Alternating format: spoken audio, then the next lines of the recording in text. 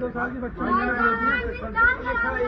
तो भाई तो पेड़ लीक होगा यार, बोला बड़ा भाई समझो यार, लीक हो गई है यार, देख लीजिए और अंदर पूछ लीजिए। बच्चे वैसे ही डिप्रेशन में चल रहा है, कर लीजिए।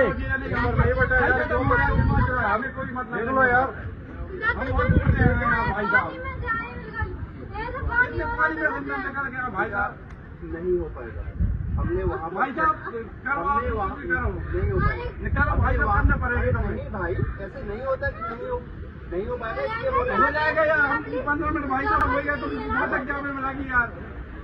सरकार की नहीं बैठा नहीं, सरकार जब कल सो रही थी, जब लीक भाई तो नहीं लीक भाई जब कल सो रही थी।